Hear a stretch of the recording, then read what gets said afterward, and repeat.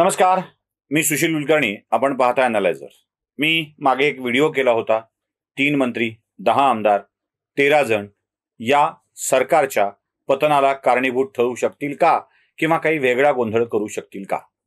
आता या सगळ्यांच्या मध्ये मला एक नवा मुद्दा मांडायचा आहे, आणि तो मुद्दा यासाठी मांडतोय की काही गोष्टी अशा समोर येत आहेत की या सरकारमधल्या एका गटामध्ये विसंवादाचं रूप आहे.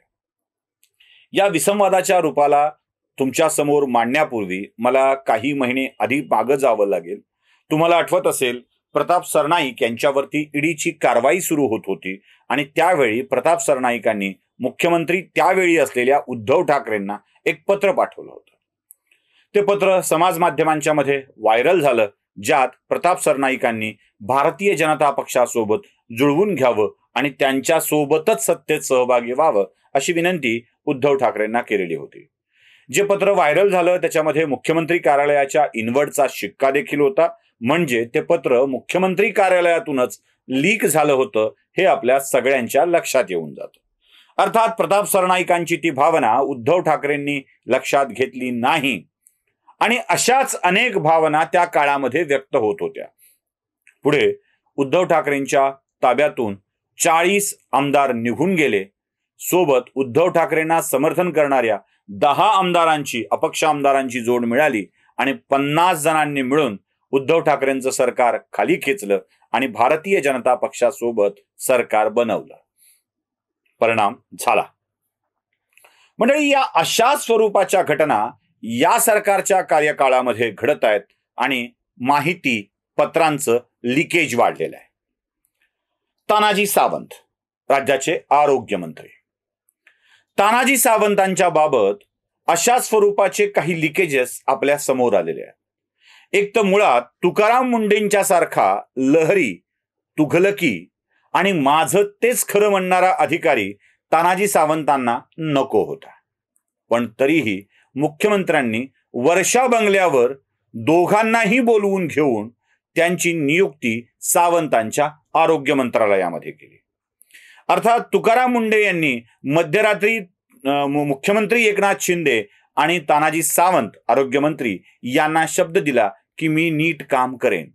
पण पद मिळाल्याबरोबर तुकाराम मुंडे सुट्टीच्या दिवशी आपल्या गावी जाऊन तिथल्या सिव्हिल सर्जनला झापू लागले. रात्री बेरात्री अपरात्री रुग्णालयाला व्हिजिट करू लागले, आणि नसलेल्या डॉक्टरांना तिथे निलंबनाच्या कारवाईच्या धमक्या देऊ लागले. तुकाराम मुंडे हे धमक्या देऊन काम करणारे अधिकारी, त्यामुळं आरोग्य विभागाच्या मध्ये चांगलीच घबराट पसरली. बाकी महसुली सेवेतले अधिकारी वेगळे आणि आरोग्य विभागातले अधिकारी वेगळे हे तुकाराम मुंडेंच्या कदाचित लक्षात नसावं. तुकाराम मुंडेंच्या या सगळ्या कार्यपद्धतीविषयी तानाजी सावंतांनी मुख्यमंत्र्यांना पत्र लिहून कळवलं की त्यांची बदली करण्यात यावी. तुकाराम मुंडेंची तानाजी सावंतांच्या आग्रहाने बदली झाली खरी, पण तानाजी सावंतांचं पत्र त्यासोबत लीक केलं गेलं. म्हणजे तुकाराम मुंडेंच्या बदलीचं जे काही बालंट असेल ते एकनाथ शिंदेवर येऊ नये, ते तानाजी सावंतांच्या वरती यावं, यासाठी केली गेलेली ही व्यवस्था होती का? मुख्यमंत्र्यांच्या घरात, कार्यालयात जे घडतं ते गोपनीयतेचा नियम डावलून बाहेर कसं पडतं हाच मोठा प्रश्न आहे. म्हणजे मुख्यमंत्र्यांच्या दालनातील पत्र, म्हणजे उद्धव ठाकरेंची पत्र जशी लीक झाली होती, तशी एकनाथ शिंदेच्या दालनात दिलं गेलेलं पत्र तानाजी सावंतांचं तेही लीक झालं होतं.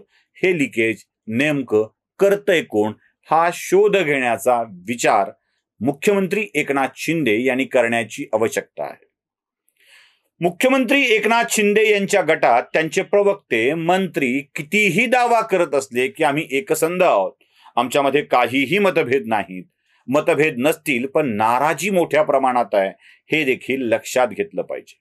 अर्थात ही नाराजी दूर करण्यासाठी एकनाथ शिंदे यांना प्रचंड मोकळीक देखील कारभारात दिलेली आहे. म्हणजे अगदी वाटेल त्याला वाटेल तितका फंड एकनाथ शिंदे देतायत, कामं घडवून आणतायत.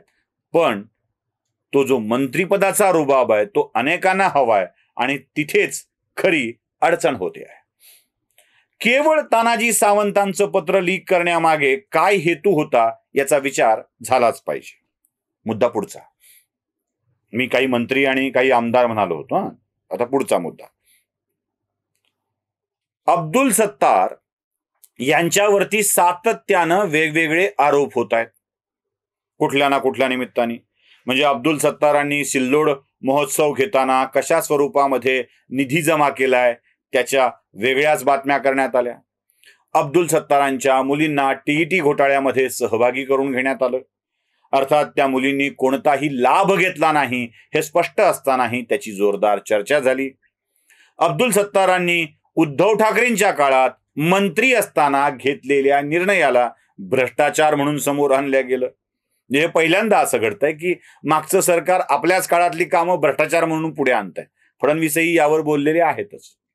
आणि याच अब्दुल सत्तारांनी प्रेस कॉन्फरन्समध्ये सांगितलं की मुख्यमंत्र्यांच्या निवासस्थानी झालेल्या चर्चा या माध्यमांच्या पर्यंत कशा पोहोचतात, आमच्यातलंच कोणी मला बदनाम करायला इच्छुक आहे का हे तपासलं पाहिजे. पुन्हा एकदा लिकेजचा प्रश्न येतो. तानाजी सावंतांच्या सारखाच अब्दुल सत्तारांच्याकडे लिकेजचा प्रश्न येतो. हे लिकेज कुठे आहे? वर्षा बंगल्यावर आहे? 6व्या मजल्यावर मुख्यमंत्र्यांच्या दालनात आहे?